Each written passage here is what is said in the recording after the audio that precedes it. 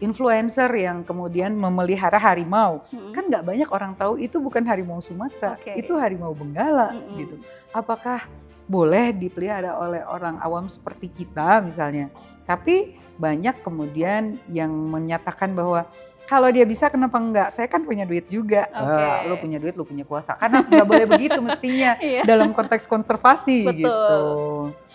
Ular tuh nggak semengerikan yang kita pikirkan. Jadi nggak perlu kamu bunuh, nggak perlu kamu pelihara. Karena begini-begini itu bisa kelihatan dengan jelas. Kita baru bikin artikel jurnal juga tentang narasi yang disampaikan oleh media. Tentang keberingasan harimau pada saat dia menyerang manusia. Wah, itu bahasanya sangat vulgar. Dan itu menimbulkan orang jadi benci sama harimau.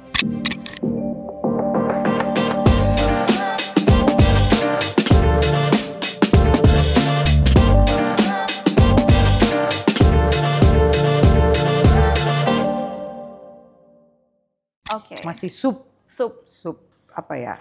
Sub konsentrasi gitu ya. Karena tapi kita berharap tahun depan tuh udah keluar tuh prodi komunikasi lingkungannya. Mudah-mudahan Mbak Evi nggak kelamaan ya, efisiensi. Oke, Ibu mungkin selama ini Ibu sudah di bidang ini lumayan lama, nggak cuma di lingkungannya juga, di komunikasinya juga mungkin sudah pasti sih, nggak mungkin lagi, udah pasti lama. Sebenarnya apa strategi ini kita udah berat banget ngomonginnya ya. Apa strategi yang bisa digunakan atau biasa digunakan atau seharusnya digunakan dalam mengkampanyekan isu-isu lingkungan atau satwa khususnya ya. Karena kalau kita lihat kan tadi Ibu sendiri juga mengatakan kalau kita kurang jadi perhatian pemerintah. Betul. Gimana caranya supaya komunikasi kita tuh lancar ke pihak-pihak yang berwenang? Kan pertama gini ya, ketika kita mau jualan kan kita punya SWOT ya. Strength-nya apa, weakness-nya apa gitu, tantangannya apa, kemudian peluangnya apa. Kekuatan kita banyak sekali karena satwa kita banyak banget gitu. Keluar aja bisa, ular aja kita punya 347, kalau kita nggak mau dibilang 350 spesies gitu ya. Banyak banget kan gitu, dan itu bisa berada di mana aja, dan nggak semua negara punya kayak gitu. Dan Indonesia itu kan biodiversity ketiga terbesar di dunia.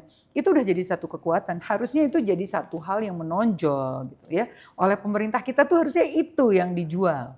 Tapi kita kalah, kalah sama industri yang greenwashing kata saya ya, pura-pura konservasi atau semi konservasi tapi sebenarnya komersialisasi. Itu yang sulit. Karena tadi kalau mau konservasi, peraturan pemerintah yang PP nomor 8 itu cabut dulu. Jangan biarkan orang memelihara sebagai hobi. Itu satu. Yang kedua, kalau mau melakukan strategi komunikasi itu akan bicara juga soal hukum. Dalam hal ini kita bisa lihat bahwa hukum kita penegakannya benar enggak, dan itu tentu saja tidak, karena lagi-lagi satwa liar itu bukan satu hal yang dianggap penting, jadi penegakan hukum untuk satwa liar seringkali lemah, dan itu membuat kita makin sulit untuk melakukan strategi komunikasi. Targetnya mau siapa? Nanti ketika kita ke pedagang dia bilang, dia cuma segini kok gitulah, pesannya nggak nyampe lagi gitu. Jadi mau nggak mau berhubungan dengan tadi hukum dan struktur-struktur sosial lainnya. Jangan sampai kemudian kita berjuang untuk membebaskan atau membuat konservasi satwa, pemerintahnya, pejabatnya piara satwa gitu. Komunikasi kita susah lagi gitu ya. Itu kayaknya harus ada yang tertohok sih. Pejabatnya gitu ya. Pejabatnya harus jadi contoh ya Bu. Betul, dia kan mau nggak mau komunikasi atau perubahan perilaku tuh berdasarkan contoh kan. Nah, ini yang sulit dilakukan di Indonesia karena baik pemerintahnya, influencernya, orang-orang yang pengen ngetop gitu ya, itu harus memberikan contoh yang benar. Ini jangan sampai kemudian pesannya jadi salah diterima. Misalnya saya nih, sebagai seorang peneliti saya harus melihat perilaku, maka saya pelihara nih, kan saya mau melihat perilakunya kan, tapi saya salah nih nyebutnya. Hasil peliharaan saya menunjukkan gitu. Hasil peliharaan saya menunjukkan perilaku seperti ini, bisa loh dia didekatin. Orang kan akan melihat, biar ternyata kalau ingin menjinakkan satwa, pelihara, kurung gitu kan. Jadi animal abuse lagi gitu ya. Nah, jangan sampai salah nih komunikasinya. Jadi kalau saya bilang saya evakuasi ular dari rumah tertentu karena biasalah teman-teman damkar suka gitu. Jadi kayak ada laporan ke damkar, terus dia bilang, Bu itu dekat rumah ibu aja ya, gitu. Saya evakuasikan gitu. Terus Kak ditanya, jadi ibu pelihara ular? Enggak, saya enggak pelihara ular. Hasil penyelamatan aja ya. Hasil evakuasi Rescue. pun nanti akan dirilis lagi. Iya. Terus mereka akan bertanya, karena rasa takut. Wah itu dirilis di mana? Gitu kan, karena takut gitu. Jadi saya selalu bilang, yang aman buat ularnya dan buat manusianya. Gitu. Jadi seringkali pesan itu berbanding jadi kontradiktif atau jadi tidak efektif karena yang menyampaikannya ternyata pelihara gitu. Jangan pelihara ular, jangan pelihara ular. Saya punya banyak. Gitu. Itu kan orang jadi nggak percaya ya.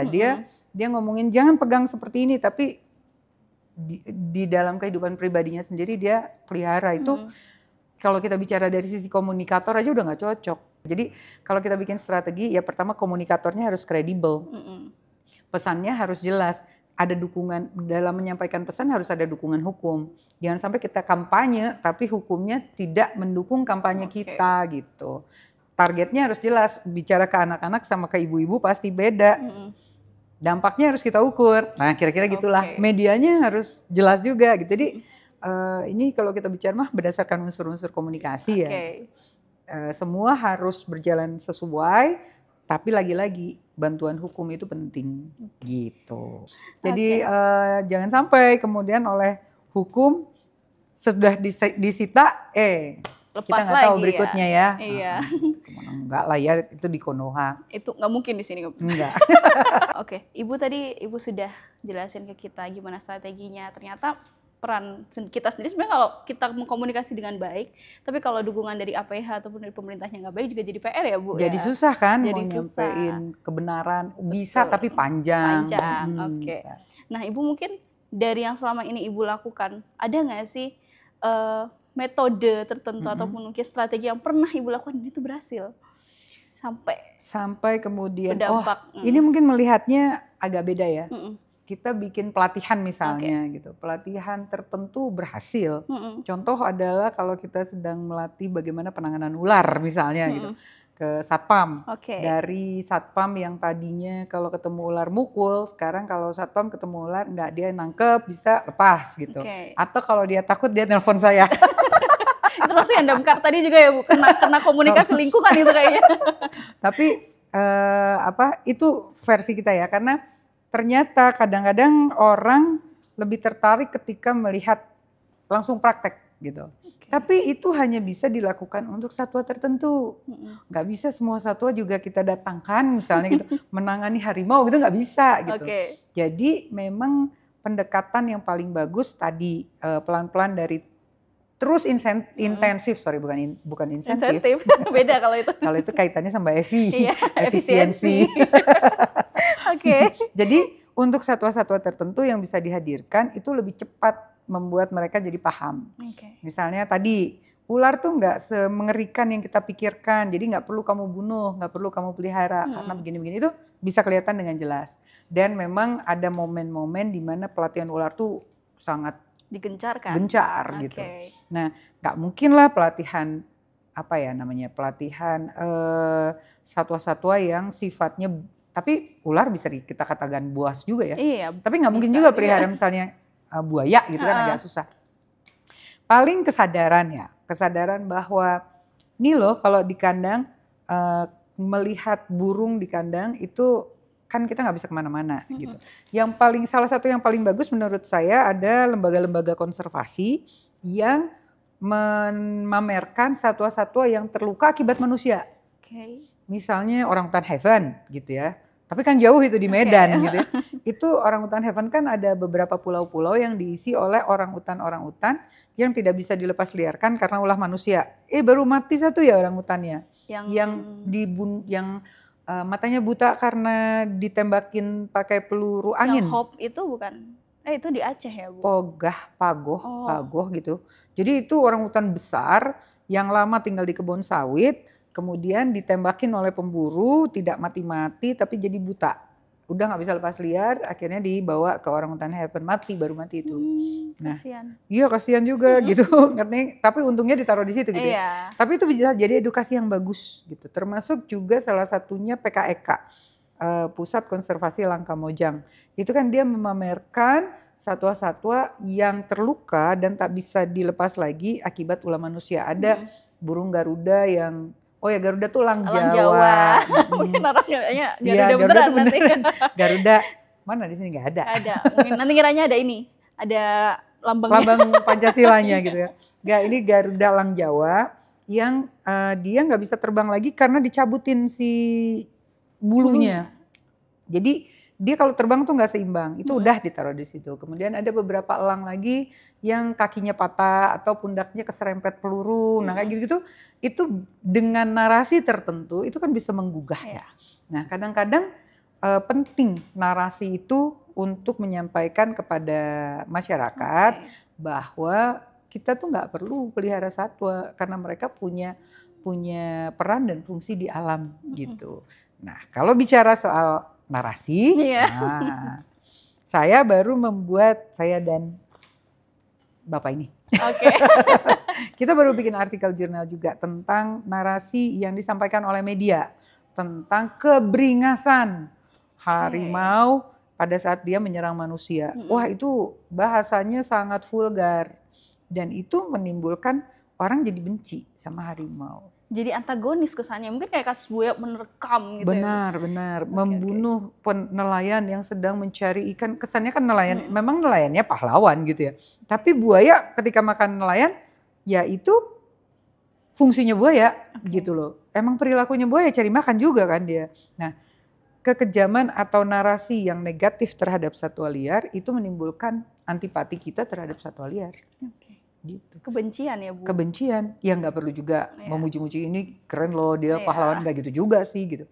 Tapi mungkin kita perlu tahu secara proporsional menyampaikan bahwa buaya tuh punya fungsi dan peran loh di alam. Sama seperti hiu, sama seperti ular tadi gitu, sama seperti harimau dia punya peran dan fungsi. Sekarang harimau, kalau harimau punah manusia akan berhadapan dengan babi hutan. Betul. Masalahnya pemburu menembakin babi hutan. Jadi kita berhadapan nih sama harimaunya akhirnya gitu. Dan kalau udah kayak gini siapa yang kita menang-menangin kan sulit ya gitu. Oke. Berarti mungkin ada PR juga ya Bu bagi media-media untuk tidak memberikan berita-berita yang punya mungkin pandangan negatif atau terlalu memojokkan satwa liar. Karena mungkin kalau kita ngomongin kayak konflik, kita juga harus lihat banyak sisi. Apakah ketika di daerah konflik itu mungkin ada permasalahan atau ada lahannya diubah alih fungsi dan sebagainya gitu yang habitatnya akhirnya hilang gitu ya. Itu saya sih berharap kalau media itu harusnya diatur oleh Dewan Pers dan KPI dengan Komisi Penyiaran Indonesia. Ini masalahnya adalah di Dewan Pers sendiri urusan satwa liar dan narasi ini belum nyampe gitu. Baru ada tentang kasus-kasus mental health ya, kesehatan jiwa gitu. Kasus-kasus anak dan gender, betul, anak dan perempuan. Tapi kasus untuk menyatakan suatu masalah, bicara tentang konflik antara manusia dengan satwa liar, terutama satwa yang kita katakan buas, ular misalnya gitu. Wih, ada ular, wah menakutkan gitu, kesannya kan serem banget gitu. Itu memperkuat image negatif tadi, citra negatif si satwa ini. Walaupun kata satwanya kalau bilang apaan sih gitu. Satwanya juga bilang apaan sih, gue kan memang gue makan aja, cara gue makan begitu gitu ya. Tapi kalau di media kan berat gitu. Ini contoh ya yang kasar banget atau yang vulgar banget tuh misalnya kepala ditemukan 1,5 kilo dari badan gitu. Atau bagian tubuh, bagian dalam perutnya dimakan dan alat kelaminnya hilang. Nah, contoh kayak gitu gitu ya. Itu kan kalau kita bicarakan seperti ini, mindset atau theater of mind gitu ya. Apa yang ada dalam kepala kita langsung kebayang gitu. Jadi memang narasi-narasi media juga perlu. Selain itu media juga harus bisa menjelaskan bahwa harus ada akar masalah yang disampaikan, bukan hanya peristiwanya saja. Karena seringkali media hanya menyampaikan peristiwa, tapi lupa bahwa akar masalahnya ada macam-macam gitu. Itu yang harus diangkat kan. Kalau contoh nih kasus yang agak lama sih kasusnya. Kita anggaplah ini kasus 2020 lah ya, emang 2020 sih. Ini penyelundupan burung Mbak dari Malaysia ke Batam, ke Bintan. Itu pemberitaannya nggak terlalu banyak seperti biasa, tapi dalam pemberitaan juga ngebelain si penyelundup. Sisi apa yang diambil penyelundupnya? Dia ambil sisinya adalah konflik Indonesia-Malaysia. Nah kan jadi sementara si perburuan atau penyelundupan burungnya ini luput gitu loh. Bahkan mereka menyebutnya unggas. Bentar dulu, burung liar bukan unggas gitu. Ini seringkali luput dari media. Jadi kasusnya adalah ada WNI lagi sedang ngambil burung selundupan dari Johor kalau nggak salah, mau dibawa ke Bintan. Di Johor ketangkep sama polisi Johor, terus tembakan, ada terjadi perkelahian, meninggal. Meninggal. Terus ramai itu berita kan bahwa ada WNI ditembak di Malaysia gitu. Bayangkan, akhirnya sudut pandang media di Indonesia menyiarkan bahwa kasihan loh si WNI ini, dia punya istri, punya anak, punya keluarga yang harus dinafkahi, dalam konteks hubungannya jadi politis gitu. Lah, nggak kasihan sama burung. Itu burung murai loh yang diambil. Dan akhirnya kita jadi kepikiran, murai di Indonesia sudah habis. Mereka sampai harus menyelundupkan dari Malaysia. Bahkan udah nggak dilindungi murai di Indonesia. Sudah tidak dilindungi gitu, karena ada orang-orang yang beranggapan murai itu punya nilai ekonomi. Dan bagi sebagian besar orang ekonomi is more important daripada ekologi. Gitu kan. Nah itulah media. Itulah media. Itu harusnya fungsi kita ya Bu, fungsi media ya. Kita harus memberikan edukasi yang benar, penyampaian yang benar, bagaimana supaya itu nggak jadi citra negatif satwanya, tapi juga nggak mungkin tapi juga cari masalahnya apa gitu ya Bu. Akarnya itu apa? Jadi jangan kebawa ke sisi politis lagi gitu. Toh pemerintah si polisi Malaysia nggak salah gitu ya. Tapi ya gitu ceritanya, jadi menambah warna yang negatif bagi urusan satwa. Makin berat buat tim Garda Animalia memberikan edukasi. Ini makin berat juga buat mahasiswa-mahasiswanya Bu. Bener. Bu Helina karena jadi makin banyak yang harus kita buka gitu ya. Kita sadarkan bahwa satwa liar itu penting loh buat manusia gitu. Bukan semata-mata dia tuh makhluk yang gak ada harganya. Justru dia sangat berharga untuk kelangsungan hidup manusia. Itu menarik sih, tapi sayangnya kita belum closing. Maksudnya ada yang bikin Shahnaz penasaran. Mungkin ini salah satu hal yang sebelumnya sempat kita sebutkan sedikit juga. Tentang miskonsepsi satwa liar. Termasuk salah satunya adalah peliharaan. Ada nggak sih mungkin sedikit aja menjelaskan tentang sebenarnya apa sih miskonsepsi terbesar dalam isu satwa liar ataupun habitatnya gitu yang selama ini Ibu kayak ini kayaknya harus dibenarkan nih, ini kayaknya nggak benar, salah. Hoax ya? Iya ini hoax. Satwa liar tuh sering banget kena hoax. Contohnya apa tuh Bu? Contohnya buaya, buaya darat udah jelas. Itu hoax banget gitu ya. Jadi orang kalau ingin tenar dia akan pakai satwa. Misalnya, banjir Bekasi kemarin aku lihat buaya loh. Buaya darat. Buaya darat berkeliaran ya.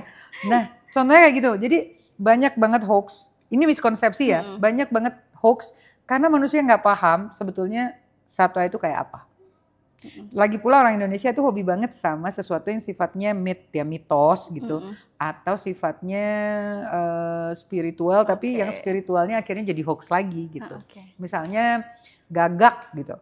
Burung, kalau ada satwa liar yang aneh itu pasti kiriman. Padahal, jadi pernah nih kasusnya, jadi saya cerita kasusnya. Ada satu kasus di satu tayangan reality show di TV kita. Dia bilang waktu itu ini ada kiriman, biasalah orang-orang indigo gitu. Ini ada kiriman dari orang tertentu, makhluknya aneh. Gitu kan saya selalu penasaran tayangan itu. Dia tayang setiap jam 10 memang. Lalu pas saya ngelihat tayangan aneh, oh biawak ini, biawak yang bukan dari kita, biawak luar negeri yang memang nggak ada di kita. Atau misalnya, oh dia salamander gitu. Jadi satwa-satwa yang nggak pernah dilihat itu akhirnya jadi mitos yang akhirnya dibesar-besarkan gitu. Karena misalnya sekarang gini deh, di Jawa Barat ini kita jarang ngelihat surili. Tapi ngelihat surili teh, ih apaan sih itu? Nah, mulai hoaxnya rame gitu. Nah sering kali masyarakat kita tuh hobi banget menyebarkan hoax tadi. Dari hoax yang kecil akhirnya bias, jadi hoax besar. Kayak gitu. Itu miskonsepsi yang menurut saya paling sering ketemu ya, terutama di urusan ular. Kayak pertanda buruk, piton ada di atap berarti kiriman gitu kan. Jadi ada lagi yang lebih seru, horor. Film-film horor banyak menggunakan satwa liar.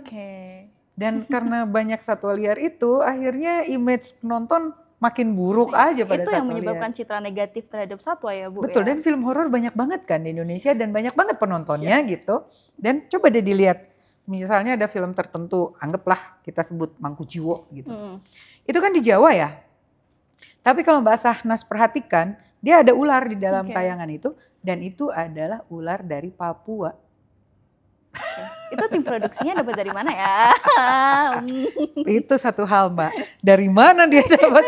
Dia dapat dari satwa itu. Nah itu yang saya minta pada mahasiswa tuh untuk ayo teliti. Itu ular apa? Kamu harus bisa edukasi lewat ini gitu. Jadi nonton sih nonton, tapi harus hafal gitu. Tapi kalau bentuknya adalah, oh ini kiriman orang, jadi nuduh orang lain gitu. Iya, jadi kebencian bisa jadi konflik. Terus malah jadi normalisasi untuk membunuh satwanya ya Bu ya yang dikhawatirkan. Betul banget. Ini jadi semakin panjang kayaknya Bu. Kayaknya komunikasinya perlu banyak nih, banyak orang, rame-rame, perlu panjang juga yang penjelasannya. Terus kemudian yang tadi Ibu jelaskan juga kalau ternyata kita juga nggak bisa sendirian, harus sama pemerintah juga, harus sama penegak hukum juga. Mungkin ini jadi sesuatu yang beberapa orang akhirnya klis lah. Lagi-lagi balik ke mereka. Tapi ya ini faktanya ya Bu ya. Betul. Kenyataan di lapangannya begitu yang kita temukan. Gitu.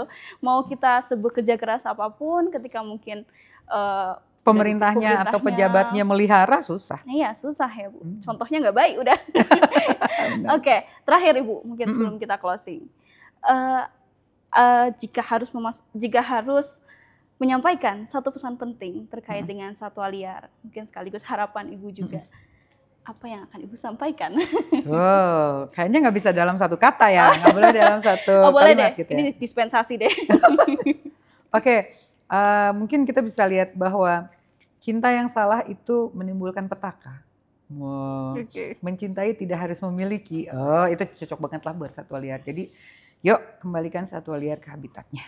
Itu yang paling pas. Itu closing yang sangat tajam.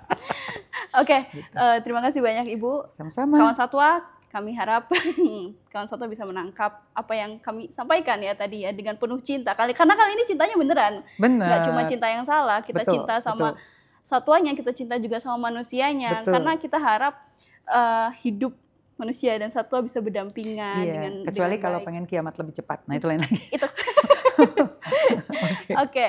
Sekali lagi terima kasih banyak Ibu. Ingat pesan Bu Helina, kalau misalnya harus mencintai dengan benar. Siapapun itu, makhluk apapun itu, mencintai dengan benar. Kawan satwa, terima kasih sudah mendengarkan obrolan Syahnas dan juga Bu Titin. Jubir Satwa kali ini yang berkolaborasi dengan Divya TV Unpad. Mungkin sampai sini dulu ya. Mungkin next kita ada waktu untuk kerjasama lagi. Terima kasih banyak sudah mendengarkan. Yuk terus ikuti informasi-informasi lainnya di Jubir Satwa episode lainnya bersama dengan narasumber-narasumber yang gak kalah menarik dan gak kalah penting informasinya. Syahnas dan juga Bu Helina pamit undur diri. Sampai jumpa.